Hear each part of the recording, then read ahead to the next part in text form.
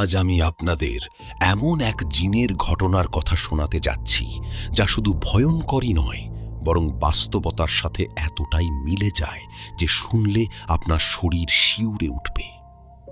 ঘটনাটি ঘটেছিল বাংলাদেশের একটি প্রত্যন্ত গ্রামের এক ছেলেকে ঘিরে, যার নাম ছিল রাহাত।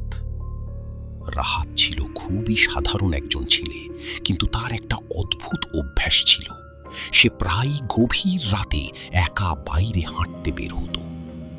গ্রামের মানুষ তাকে অনেকবার সতর্ক করেছিল, কারণ ওই গ্রামের পাশেই ছিল একটি পুরনো পরিত্যক্ত বাড়ি, যেটাকে সবাই অভিশপ্ত বাড়ি বলে চিনত। লোকজন বলতো ওই বাড়িতে বহু বছর আগে এক জিন বাসা বেঁধেছিল, আর যারা সেখানে গিয়েছে তাদের অনেকেই আর স্বাভাবিক জীবনে ফিরে আসতে পারেনি।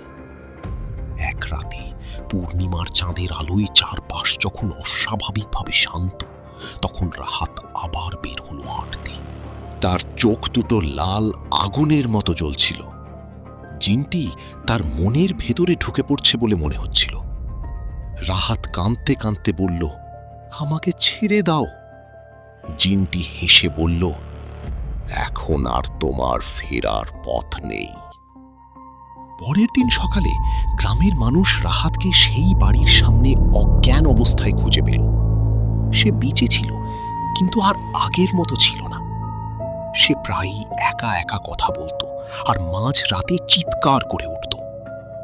লোকজন বলতো তার ভেতরে এখনো সেই জিনের ছায়া রয়ে গেছে। এই ঘটনাটি আজও সেই গ্রামে একটি সতর্ক বার্তা হয়ে আছে। অজানা জায়গায় কৌতূহল কখনো কখনো জীবনের সবচেয়ে বড় বিপদ ডেকে আনে। তাই রাতে একা কোথাও যাওয়ার আগে একবার ভেবে নিন।